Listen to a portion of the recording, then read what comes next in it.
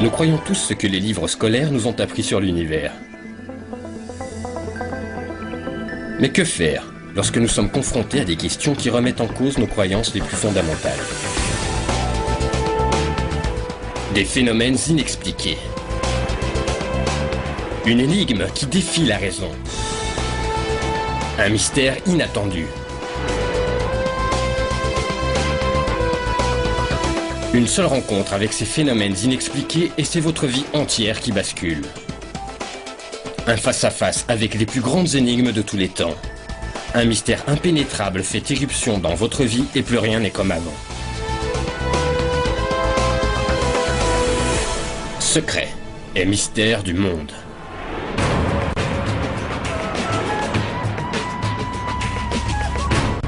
Il existe des énigmes irrésolues dans presque tous les pays, mais dans le cas de l'Égypte, c'est le pays lui-même qui est un mystère. Quels trésors sont encore enfouis dans ces étendues désertiques, cachés dans le monument le plus colossal et le plus mystérieux construit par l'homme? Depuis des millénaires, l'humanité tout entière a été fascinée par ce véritable miracle d'ingénierie antique qu'est la Grande Pyramide. Est-il possible qu'une culture tout juste sortie de l'âge de la pierre, il y a plus de 4000 ans, ait pu découvrir les secrets des mathématiques, de l'astronomie, de la géologie et de l'art de la construction, des secrets qui restent encore aujourd'hui en avance sur nos technologies modernes? Les dernières découvertes suscitent un intérêt sans précédent auprès des scientifiques et des égyptologues qui se tournent désormais vers d'étonnantes nouvelles hypothèses. Cette porte donne-t-elle accès à la clé de l'énigme la plus indéchiffrable de tous les temps? Ou est-on sur le point de découvrir que les mystères de l'Égypte resteront à jamais du domaine de l'inexplicable? Comme dit cet ancien proverbe égyptien qui date d'avant la libération des Israélites par Moïse, « Tout craint le temps, mais le temps craint les pyramides ». Elles sont les dernières survivantes de cette merveille de l'Antiquité. Ces structures colossales, datant d'une époque révolue, comptent parmi les monuments les plus mystérieux, jamais construits par l'être humain. L'origine du terme pyramide est en soi un mystère. On n'en retrouve la racine dans aucune langue de notre planète.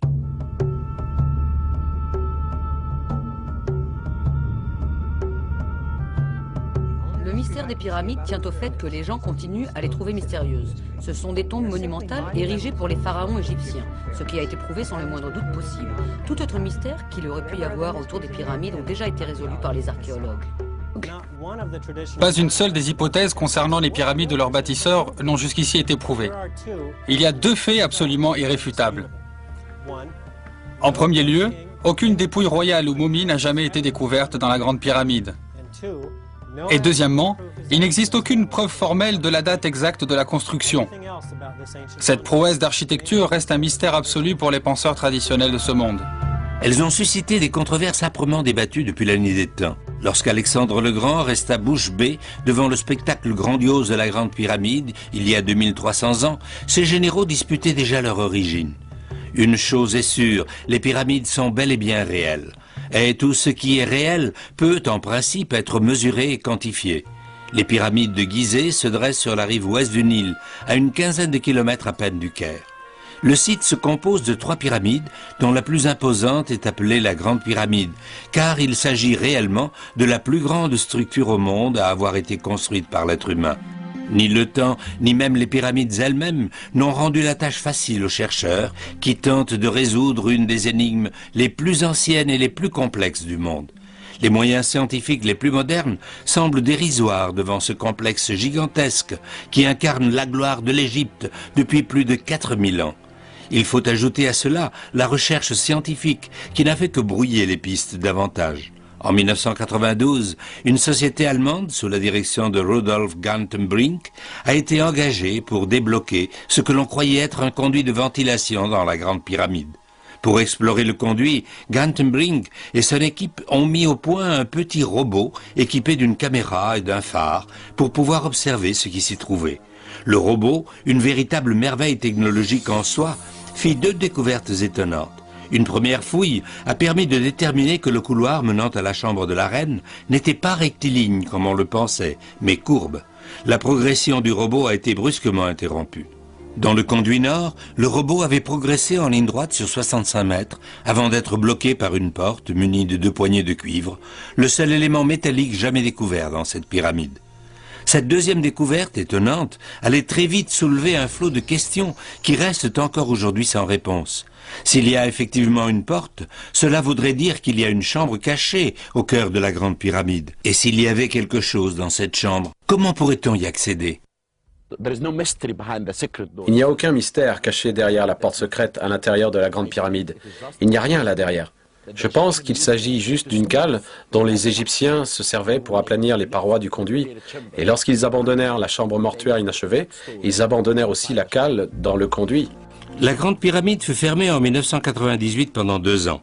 Certains observateurs affirment disposer de preuves que des travaux d'excavation secrets ont eu lieu pendant ce temps à l'intérieur de la pyramide. Doit-on en déduire que les experts soient à la recherche d'une chambre secrète derrière cette porte? Pour atteindre un point au-delà de la porte de Gantenbrink, il faudrait creuser un passage à travers la roche calcaire, particulièrement compacte.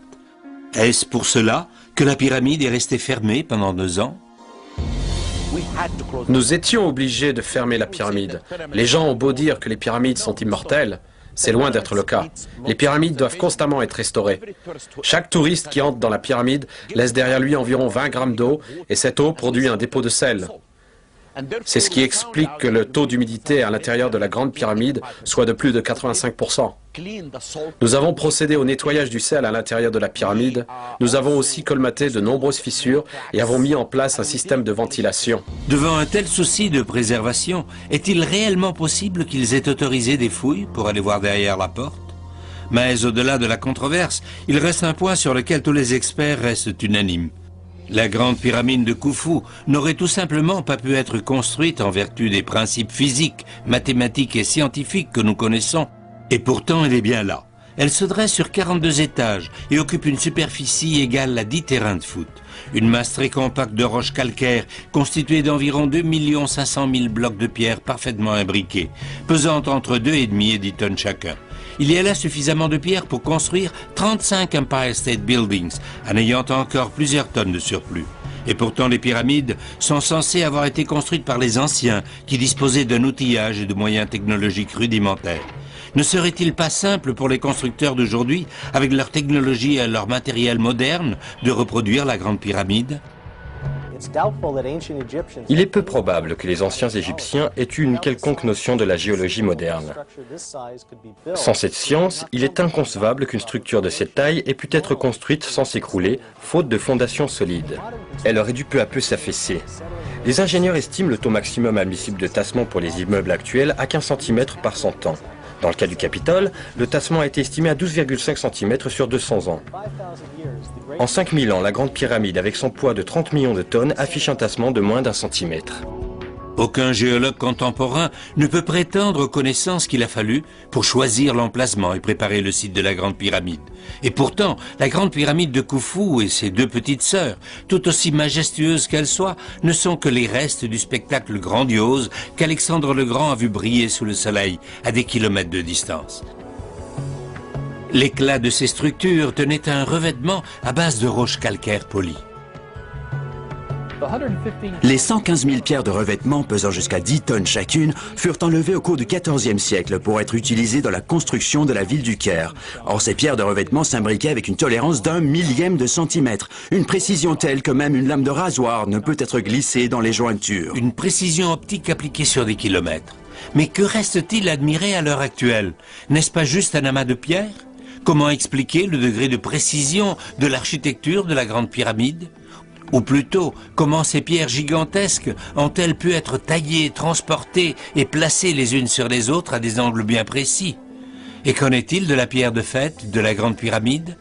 Elle a disparu depuis des siècles. A-t-on pu la retrouver? Et nous ne parlons encore que de l'extérieur. Quelle est la signification de ces dalles de granit rose de 70 tonnes qui ont, d'une manière ou d'une autre, été placées au plafond de la chambre du roi? Comment? Pourquoi? Le célèbre historien grec, Hérodote, fut le premier à avoir décrit les dalles de roches calcaires polies, nous fournissant une explication sur la manière dont les pyramides ont été construites. Hérodote se rendit en Égypte en 440 avant Jésus-Christ. À l'époque, les pyramides étaient aussi anciennes aux yeux d'Hérodote qu'Hérodote ne l'est aujourd'hui pour nous. Sa version reste pourtant celle à laquelle souscrivent la plupart des égyptologues contemporains. D'après Hérodote, plus de 2,5 millions de blocs de pierre ont été extraits et acheminés jusqu'au site de la Grande Pyramide en l'espace de 20 ans. Mais au-delà de l'inconnu concernant l'acheminement des pierres, comment ces blocs énormes ont-ils pu être positionnés de la sorte? Et plus exactement, comment a-t-on pu réaliser une architecture si précise en un temps si court? Dans les édifices modernes, si les constructeurs parvenaient à réaliser un mur de 230 mètres de long avec moins de 15 cm d'écart de chaque côté, cela relèverait de l'exploit. Dans le cas de la Grande Pyramide, la marge d'erreur est d'environ un demi-centimètre seulement. Il serait absolument impossible de parvenir à un tel résultat avec les moyens de construction actuels. Il ne s'agissait donc pas seulement d'empiler des pierres les unes sur les autres, il fallait tenir compte de l'intégrité architecturale. Mais revenons à la question de savoir comment ces pierres ont pu être transportées. Rappelez-vous que nous parlons d'une culture qui, pour autant qu'on sache, n'avait que peu de moyens et seuls des outils primitifs à sa disposition. L'historien grec Hérodote visita le site de Gizeh au 5e siècle avant Jésus-Christ. Il écrivit que les Égyptiens de cette époque lui avaient dit qu'un contingent constant de 100 000 hommes, remplacé tous les 3 mois, a dû travailler 20 années durant pour construire la Grande Pyramide. Certains archéologues ont fait remarquer que pour construire la Grande Pyramide en 20 ans, il aurait fallu poser une de ces pierres gigantesques toutes les 3 minutes et demie, et ce 24 heures sur 24. Ce qui aurait requis une technologie que nous n'avons pas à l'heure actuelle. L'hypothèse selon laquelle les grandes pyramides ont été construites avec de la pierre brute et des outils de cuivre est peu plausible. Ces gens ne connaissaient pas encore la roue comme moyen de transport. Pas de poulies, ni d'instruments de mesure, pas de clés, pas de mât de charge, ni aucun type d'appareil de levage.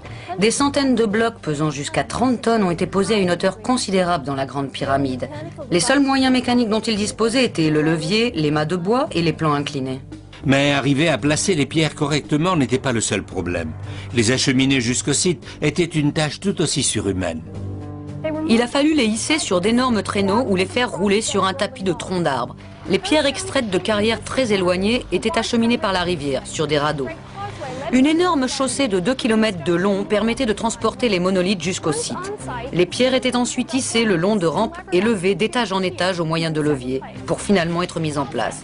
Ce chantier a requis une main-d'œuvre très nombreuse, probablement le plus grand travail d'équipe de tous les temps pour réaliser un rêve. Ce que l'on vient d'entendre représente à peu de détails près la version adoptée par la plupart des égyptologues contemporains, mais cela ne signifie pas qu'elle reste incontestée. Selon une hypothèse très répandue et amplement diffusée par Hollywood, des centaines de milliers d'esclaves auraient servi dans la construction des grandes pyramides. Rien n'est moins vrai. Les Égyptiens de la 4e dynastie ne représentaient ni une puissance militaire, ni une nation belliqueuse. Il n'y avait pas suffisamment d'esclaves potentiels à 8000 km à la ronde pour fournir la main-d'œuvre nécessaire à cette construction.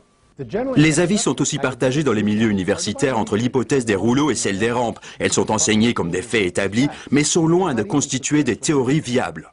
Ils veulent nous faire croire qu'une rampe d'1,5 km a été construite, laquelle aurait été de plus en plus inclinée à mesure que la pyramide gagnait en hauteur. En réalité, la construction d'une telle rampe aurait requis encore plus d'efforts que la construction de la pyramide elle-même. Ce qui laisserait supposer qu'il y aurait eu quelques 3 milliards de kilos de déchets de construction dont il fallait se débarrasser par la suite. Mais où sont ces déchets? Les plus ardents défenseurs de l'hypothèse de la rampe n'ont pas encore pu répondre à cette question. Mais qu'en est-il de la théorie des troncs d'arbres faisant office de tapis roulant? On peut effectivement déplacer un rocher de la sorte. Cependant, certaines particularités évidentes auraient depuis longtemps dû exclure une telle hypothèse. Les seuls arbres qui poussaient en Égypte à l'époque étaient les dattiers. Or, on conçoit difficilement qu'ils aient pu abattre l'une de leurs principales sources d'alimentation. D'autre part, l'importation de troncs d'arbres aurait nécessité plus de bateaux que l'Égypte n'en a jamais possédé, et ce juste pour transporter les 25 millions de troncs d'arbres requis.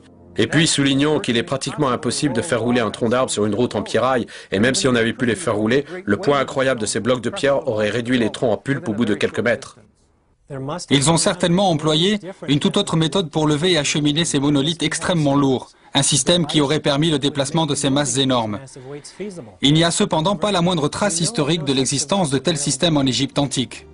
Les astronomes, mathématiciens, archéologues, égyptologues, anthropologues et autres spécialistes versés dans les domaines les plus divers s'évertuent à tenter de comprendre comment une culture tout juste sortie de l'âge de la pierre a pu accomplir une telle prouesse. Peut-être n'ont-ils pas cherché les réponses au bon endroit.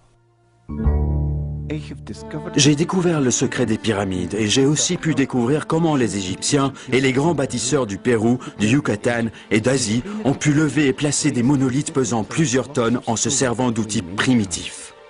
Vous venez d'entendre les propos d'Edouard Litzkalnin, qui n'était ni un sorcier de l'Antiquité ni un alchimiste, mais un excentrique laiton qui, à lui tout seul, a construit ce complexe extraordinaire à quelques kilomètres de la ville de Miami, en Floride. Ne pesant pas plus qu'une cinquantaine de kilos, il a construit la totalité de ce complexe d'une superficie de 5 hectares, y compris le mur d'enceinte de près de 3 mètres de haut.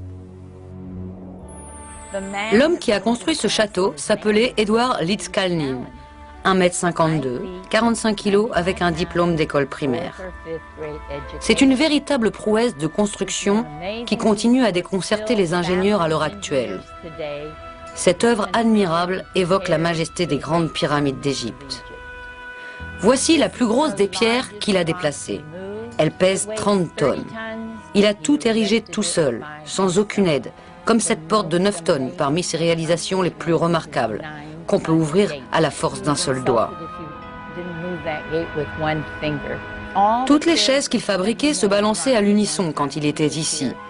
Il les faisait toutes balancer, tout le temps. Son trône personnel pèse 2 tonnes et demie et continue de se balancer aujourd'hui. Certains le considèrent comme la 8e merveille du monde. Il a passé 20 ans à travailler sur ce projet, surtout la nuit. Il a bien dû y avoir quelqu'un en Floride qui a éprouvé suffisamment de curiosité pour lui demander comment il s'y prenait, ou assez indiscret pour les piller pendant qu'il travaillait. Un article publié dans le magazine Fate rapportait qu'un groupe d'étudiants aurait vu Ed Litzkalnin en train de soulever un énorme bloc de corail par lévitation, comme si c'était un ballon d'hélium. Un voisin affirme l'avoir vu poser les mains sur le bloc et le faire léviter. Je suis tout à fait convaincu que lorsque Ed Litzkalnin affirmait avoir découvert le secret des pyramides, il disait la vérité. Une telle hypothèse pourrait-elle expliquer comment d'énormes dalles de granit rose ont pu être placées au fond de la chambre du roi et comment les conduits et passages ont été aménagés à l'intérieur de la grande pyramide? Le docteur Joseph Davidovitch et moi-même défendons une hypothèse différente, à savoir que les grands blocs des pyramides sont constitués d'une sorte de béton d'une qualité supérieure. Voici un échantillon pris du conduit ascendant de la grande pyramide. Les géologues qui l'ont analysé concordent à dire que cette roche a été façonnée par l'homme. Tapis roulant, rampe ou super béton? Ne suffirait-il pas d'aller chercher la réponse dans les archives historiques? La Grande Pyramide constitue le plus grand chantier de toute l'histoire de l'humanité. Il ne reste pourtant aucune illustration, ni de dessin, objet, inventaire ou liste à même de nous fournir le moindre indice sur sa construction. Les Égyptiens nous ont légué quelques 3000 ans d'histoire, écrite et picturale, une véritable chronique de leur civilisation, rapportant la naissance d'enfants, le labourage, les récoltes, en passant par la construction, le tissage, les sacrifices, les prières, l'embaumement. Et cependant, pas la moindre allusion aux pyramides de Gizeh. Faut-il en déduire que ces registres n'ont pas encore été découverts? Ou doit-on faire preuve de prudence avant d'aborder les secrets des pharaons? L'intrigue de la malédiction des pharaons commence en 1920 lorsque 2 Anglais, Howard Carter et Lord Carnarvon, découvrent la tombe du pharaon Toutankhamon. Parmi les trésors qu'ils découvrent, Carter et Carnarvon ont trouvé une tablette sur laquelle était inscrite une malédiction terrible. Les ailes de la mort terrasseront quiconque dérangera la paix du pharaon. Les explorateurs ne se sont pas sentis concernés par cet avertissement, mais ils craignaient que leurs assistants égyptiens ne prennent peur et les abandonnent. Ils ont donc rayé toute mention de la découverte de la tablette, de leur registre, et se sont débarrassés de la pièce à conviction.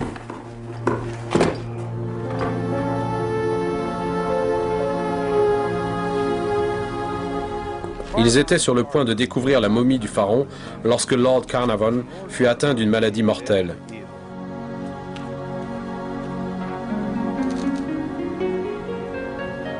Bien qu'ils croyaient qu'il s'agissait d'une infection, les docteurs restaient incertains quant au diagnostic. Carnarvon est mort avant même que son fils n'ait pu se rendre à son chevet. Une autre victime était l'architecte américain Arthur Massey. C'est lui qui avait arraché le dernier pan de mur qui bloquait l'entrée de la tombe. Il est décédé dans le même hôtel que Carnarvon et présentait les mêmes symptômes. Une fièvre suivie d'un coma soudain. Le lendemain du jour où Carter avait montré la tombe à son ami George Gould, Gould se réveilla avec une forte fièvre. Il est mort dans la nuit.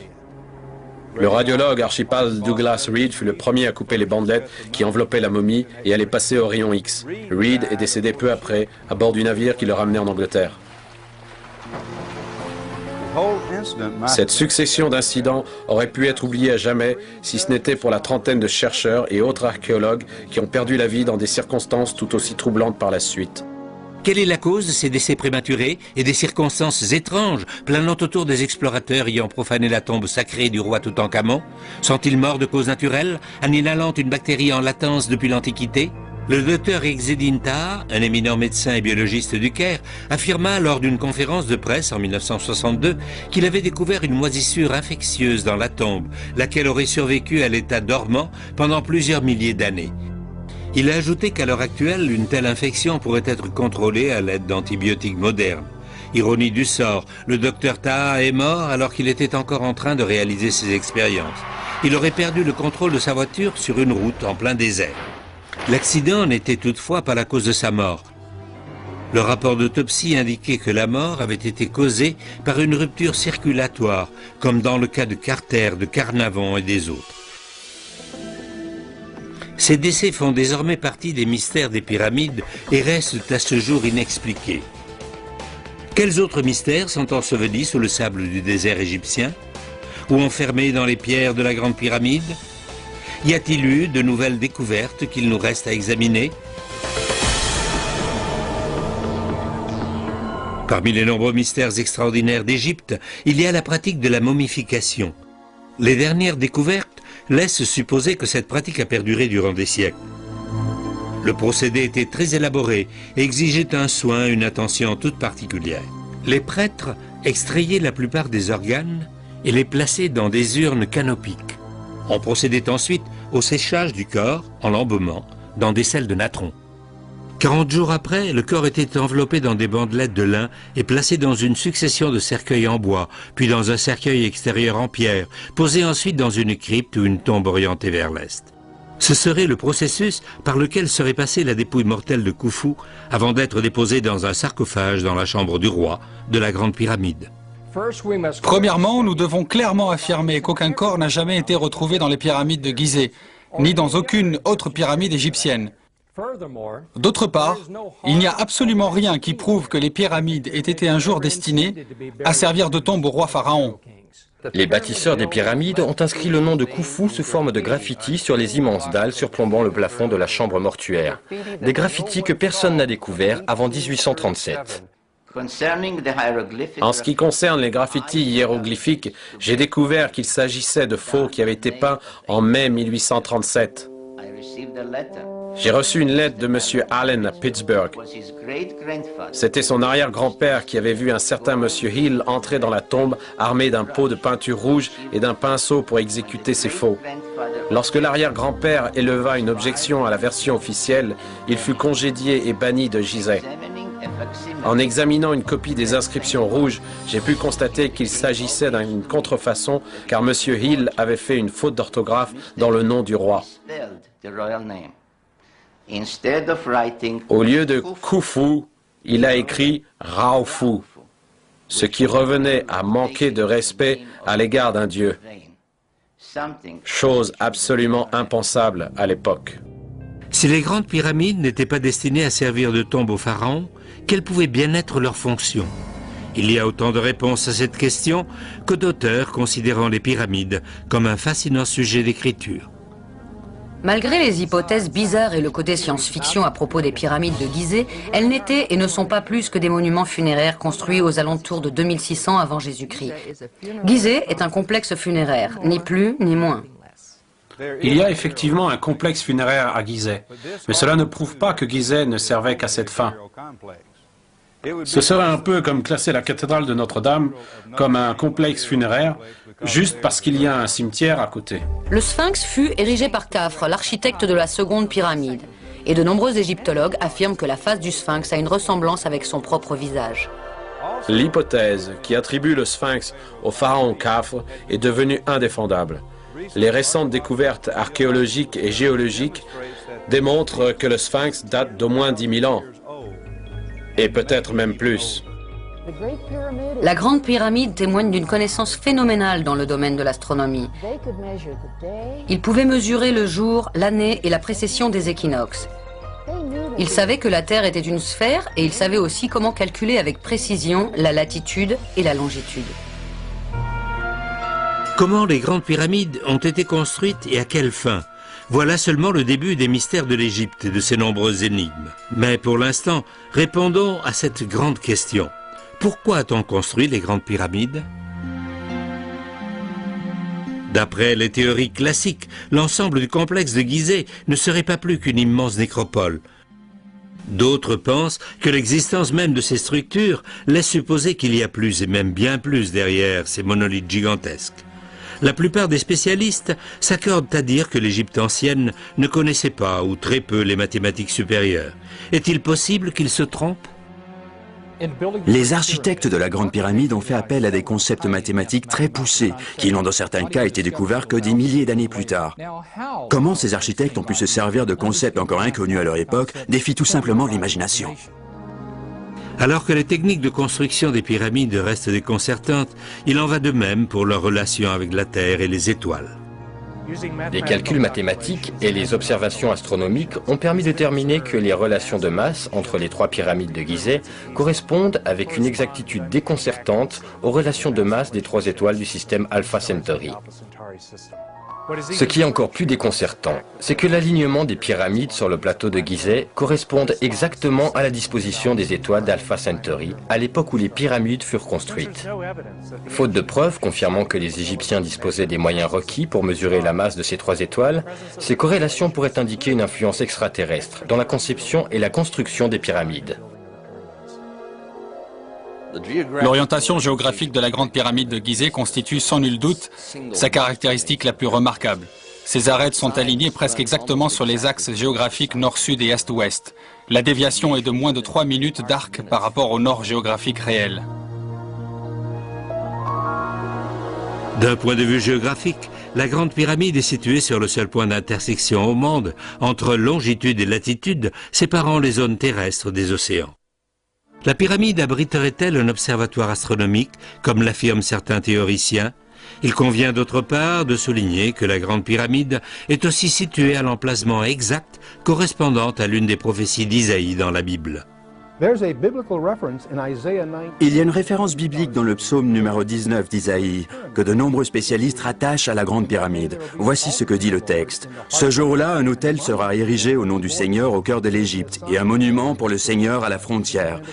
Il sera la marque et le témoin du Tout-Puissant dans la terre d'Égypte. » Il est question d'un autel et d'un monument au cœur de l'Égypte et à sa frontière. Il semble qu'il soit dans deux endroits différents. Comment peut-on alors conclure que la Grande Pyramide incarne la réalisation de cette prophétie? En fait, la Grande Pyramide est la seule candidate à remplir toutes les conditions requises, mais il faut aussi tenir compte de la géographie de l'époque. La Grande Pyramide, comme nous pouvons le voir, est située au sommet d'un triangle formé par le delta du Nil. Mais dans l'Antiquité, l'Égypte était divisée en deux pays, la Basse-Égypte, ou le delta, et la Haute-Égypte, au sud. La Grande Pyramide se situe exactement sur la frontière, et pourtant cet endroit est également au centre de l'Égypte, lorsqu'on considère ces deux pays comme n'étant qu'un. Comme avec la plupart des théories liées aux pyramides, une autre perspective vient s'ajouter à l'énigme d'Isaïe. Son emplacement sur la frontière est déterminé par sa désignation de pyramide de Gizeh. Effectivement, le terme Gizeh signifie frontière. Plus on en sait sur le complexe de Gizeh, moins on est sûr des théories conventionnelles qui expliquent ces mystères. Mais si les théories conventionnelles n'expliquent pas la fonction de la Grande Pyramide, que peuvent nous apporter les théories plus contemporaines ? La Grande Pyramide, quelles que soient ses autres fonctions, est un cadran solaire, un calendrier et un observatoire astronomique. D'une hauteur initiale de 137 mètres, la pyramide produisait une ombre de 82 mètres de long au milieu de l'hiver. Au milieu du printemps, l'ombre se réduisait à zéro. On pouvait s'en servir pour déterminer les heures de la journée, les saisons ou l'année astronomique. D'après les textes d'origine sumérienne, les pyramides de Gizeh ont été construites par des extraterrestres pour leur servir de balises délimitant un couloir d'atterrissage. Ce couloir aboutirait à une base spatiale dans le désert du Sinaï. En 1813, l'astronome Richard Proctor découvrit dans des textes anciens que les pyramides avaient effectivement fait office d'instruments astronomiques. En se servant de passages ascendants et descendants au cours de la construction, les anciens avaient pu dresser une carte du ciel. La Grande Pyramide, avec ses 5 plaques de granit au-dessus de la chambre du roi, aurait pu être un émetteur-récepteur gigantesque échangeant des signaux avec un endroit lointain de l'univers. Ces usages supposés ne sont pas plus que des spéculations et ne prouvent pas que la pyramide ait un jour servi à de telles fins. Il est néanmoins intéressant de constater qu'aucune nouvelle découverte ne dément les théories contemporaines. En 1925, un spécialiste nommé Basil Stuart publiait les résultats de son étude sur la Grande Pyramide. Il expliquait que la base de la structure était non seulement un carré parfait, mais que les arêtes du carré représentent un nombre entier dont le diamètre de notre planète représente un multiple parfait. La probabilité que pareil événement se produise par hasard est infime.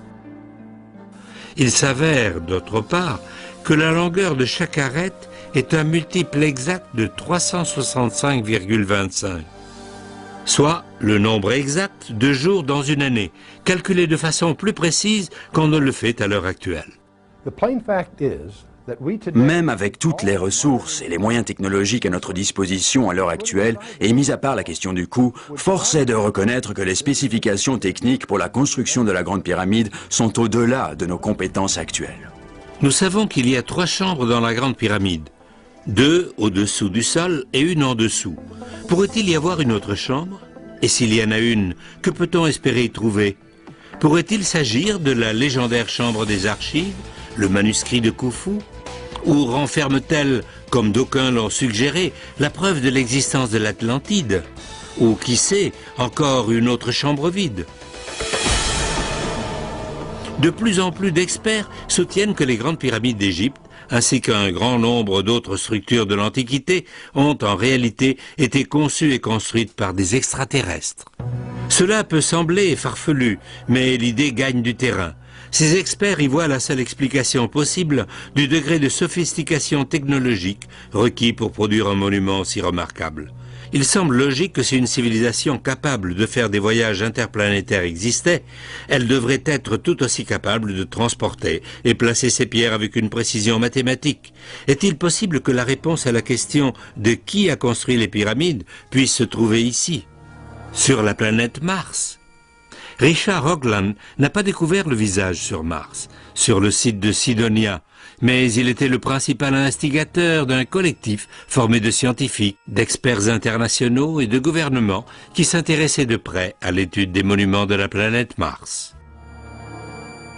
C'est en qualité de scientifique attaché à la mission Viking de la NASA que le Dr Tobias Owen découvrit le premier des monuments de Mars en 1976. Un gigantesque relief, long d'1,5 km en forme de visage humain, a été découvert sur le sol du désert septentrional de Mars. En 1979, 2 analyses d'images engagées par la NASA découvraient qu'il y avait en fait 2 photos du visage, prises selon 2 perspectives différentes par le module spatial Viking. Il y avait aussi une énorme structure pyramidale à proximité, connue sous le nom de pyramide D et M. Leurs conclusions furent très vite écartées par la NASA, qui les a attribuées à une illusion d'optique. Cependant, après des années de débats infructueux, un membre de notre équipe, le Dr Mark Carlotto, a décidé de recourir à un logiciel ultramoderne de traitement d'images en 3 dimensions, qui a révélé qu'il y a de fortes chances que le visage soit en fait une véritable sculpture d'un humanoïde en 3 dimensions, couché sur le sol martien. Ce qui me bouleverse réellement, c'est qu'il est possible que certaines images de Cydonia constituent les preuves formelles d'une relation entre les monuments de Mars et ceux de la Terre, comme les pyramides de Gizeh. Si les conclusions de Hoagland et de son groupe sont exactes, faut-il en conclure que les complexes de Cydonia et de Gizeh en Égypte ont été réalisés par les mêmes bâtisseurs? Bien entendu, cela n'explique pas pourquoi ils auraient fait une telle chose. Étant donné que Mars reste inaccessible pour l'heure, faut-il chercher les réponses à l'intérieur de la Grande Pyramide? Il y a environ 3 ans de ça, un ami qui faisait partie de l'expédition Shore est venu me raconter une histoire vraiment étonnante. Il m'a dit que pendant qu'il était parti filmer sur une autre partie du plateau, son équipe caméra a eu accès à l'intérieur de la pyramide, où on leur a permis de monter jusqu'à une pièce qui se trouve juste au-dessus de la chambre du roi, appelée la chambre Davidson. Dans un coin de la chambre Davidson, il y avait un trou ouvert par Howard Wise, il y a 150 ans. Quand ils s'y sont introduits et qu'ils ont continué vers la droite, ils ont découvert un tout nouveau tunnel longeant le mur de granit de la chambre Davidson. Ce tunnel serait l'endroit idéal pour ouvrir un autre tunnel à un angle de 90 degrés et qui ferait une jonction juste derrière la porte de Gatton Brink. Il y avait un câble d'alimentation qui montait de la grande galerie jusqu'à cette chambre. Ce câble était chaud au toucher. Quand ils sont arrivés à l'étage, dans l'une des chambres au-dessus de la chambre Davidson, ils sont tombés sur un grand nombre de sacs de toile pleins à ras-bord de pierres calcaires qui venaient d'être extraites et qui semblaient provenir du tunnel qu'ils venaient de prendre pour sortir de la chambre Davidson. Autrement dit, il est tout à fait possible de s'introduire secrètement et creuser derrière la porte, tout en restant complètement caché des touristes, des archéologues, des chercheurs, des regards indiscrets et du monde tout entier. Quelqu'un serait-il, en ce moment, en train d'essayer de creuser un tunnel qui déboucherait derrière la fameuse porte de Gatton Brink, sans que personne n'en soit au courant? Une telle éventualité donnerait certainement lieu à controverse, sans parler des implications politiques. Après avoir entendu le récit de mon ami de l'expédition Shore, il ne me restait plus qu'à vérifier les faits, car après tout, c'est le rôle de la science. Par chance, un autre de mes collègues était sur le point de partir en Égypte. Il avait de très bons contacts, il y avait passé 25 ans. Il a eu accès à la Grande Pyramide et il a pu prendre des photos vraiment étonnantes qui montraient, et ce plusieurs mois après l'expédition Shore, que les sacs de toile se trouvaient désormais à l'étage inférieur. Il y avait en plus un grand sac de toile sur la marche principale au sommet de la Grande Galerie. La Grande Galerie était recouverte d'une poussière blanche comme de la neige, indiquant que quelqu'un s'était servi d'énormes machines pour forer à travers la roche. Il y avait toujours un câble d'alimentation qui montait le long du coin de la Grande Galerie, encore chaud au toucher. Tout semblait indiquer qu'il se passait quelque chose qui n'était pas du tout conforme aux normes de l'archéologie contemporaine, aux vrais protocoles scientifiques, qu'il s'agissait de toute évidence d'une opération clandestine. Nous sommes justement sur le point d'annoncer l'ouverture au public de la 2e pyramide, ainsi que l'ouverture de 3 tombes. Tout ce que nous découvrons à Gizeh, nous l'annonçons toujours au public. Est-ce que toutes ces activités n'étaient en fait qu'une partie des opérations de nettoyage? Le trésor archéologique que constitue la terre d'Égypte est véritablement exceptionnel. À vrai dire, le mot « exceptionnel » n'est peut-être pas à la hauteur, mais on devra s'en contenter car aucun terme ne semble réellement approprié. Les spécialistes sont époustouflés par l'extrême précision de l'ouvrage en pierre de la Grande Pyramide, qui couvre une superficie de 6,5 hectares à sa base et s'élève à une hauteur de plus de 137 mètres. On peut clairement voir une évolution au fil des pyramides de l'ancien royaume. Elles deviennent de plus en plus complexes, pour finalement en arriver à la pyramide de Khéops, qui est la plus compliquée que nous connaissions. Elle comporte plusieurs caractéristiques uniques. Elle est très différente des autres. Et parmi ces particularités, il y a notamment les conduits sur lesquels nous avons mené des recherches. Ces conduits ont été construits au prix d'énormes efforts. Ils n'ont pas simplement été forés à travers la pyramide. Ils ont été construits bloc par bloc à chaque étape de la construction. Les conduits ne font pas plus de 20 cm sur 20 et ont une longueur de 50 mètres et nous ignorons toujours leur fonction. En mars 1993, Gatton Brink a démontré que le conduit sud remonte vers le haut et se trouve bloqué par une plaque finement travaillée de roches calcaires. Les conduits de la pyramide de Khéops présentent eux aussi une infinité de contradictions et d'énigmes et conduisent systématiquement à une plaque identique de roches calcaires polies. Le gouvernement égyptien semble peu enclin à dévoiler au grand jour ce qui pourrait s'avérer être le dernier grand mystère de la pyramide de Khufu. Le robot pourrait toutefois nous aider à découvrir s'il y a vraiment une autre pièce derrière la porte. Voici une reproduction fidèle de la plaque de calcaire poli. En nous servant du robot, on pourrait introduire 2 gaines capillaires dans une des cavités de la plaque. Ensuite, il suffirait d'injecter un gaz pour mesurer la concentration. S'il y a effectivement une cavité derrière la porte, le gaz finirait par y rester bloqué. Et de cette façon, On pourrait mesurer la concentration de gaz et en déduire le volume de la cavité. En mesurant le volume de gaz, on pourrait déterminer le volume de la cavité derrière la plaque de pierre, qu'il soit de quelques centimètres cubes, juste assez grand pour contenir un parchemin, ou même de plusieurs mètres cubes, suffisamment grand pour contenir une petite bibliothèque. En 1993, le docteur Hawass, dans une interview, ne cachait pas son enthousiasme. La découverte de la porte avec les 2 poignées de cuivre constitue, à mon opinion, la découverte de l'année 1993 en Égypte. Le robot est entré et soudain, il s'est retrouvé face à une porte. La largeur de cette porte est celle d'une boîte à chaussures, environ 20 cm sur 20. Et sur cette porte, on peut voir 2 poignées de cuivre, ce qui signifie qu'il y a quelque chose derrière la porte. Mais la question est de savoir si ces 2 poignées sont juste des poignées, ou alors la partie visible d'un autre mécanisme plus complexe. Voici une reproduction de la plaque de calcaire poli. C'est une reproduction exacte, autrement dit 20 cm sur 20. Nous ignorons encore l'épaisseur exacte de la plaque. Ceci dit, elle ne doit pas être beaucoup plus grosse, car les anciens Égyptiens y ont foré 2 trous et ensuite introduit un crampon de cuivre de l'autre côté, dont ils ont rabattu les extrémités.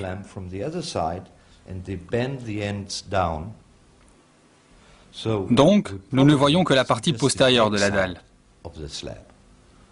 Et la face principale se trouve probablement de l'autre côté.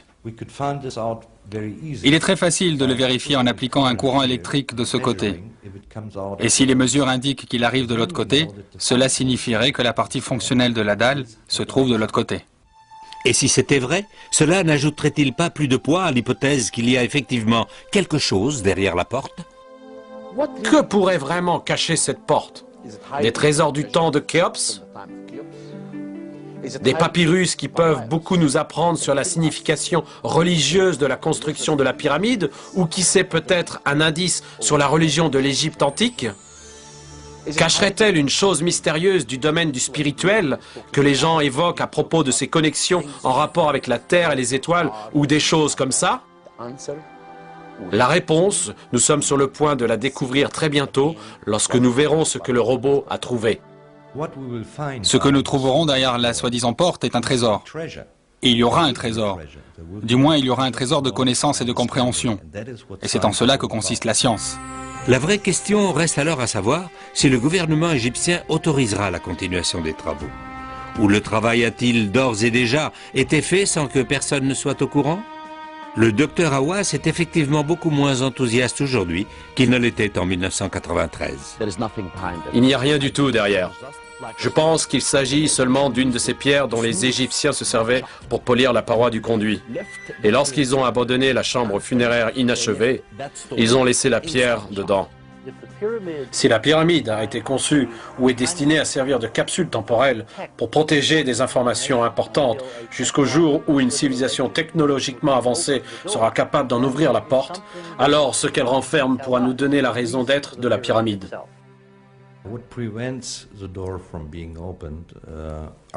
Il y a plein de raisons qui empêchent la porte d'être ouverte, mais aucune n'est scientifique. Je pense qu'il est possible qu'on en apprenne plus dans la prochaine génération. Je ne pense pas que cela changera rapidement.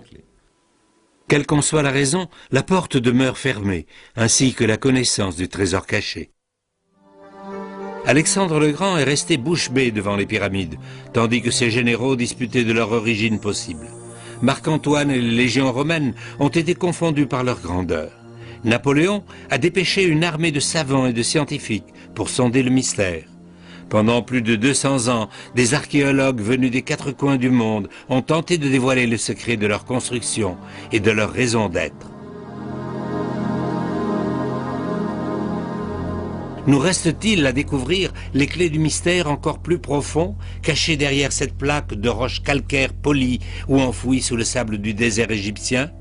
Les réponses vont-elles nous éclairer sur la véritable origine des pyramides? Ou nous proposer un nouveau regard sur l'histoire de l'humanité? Nous ne le savons pas.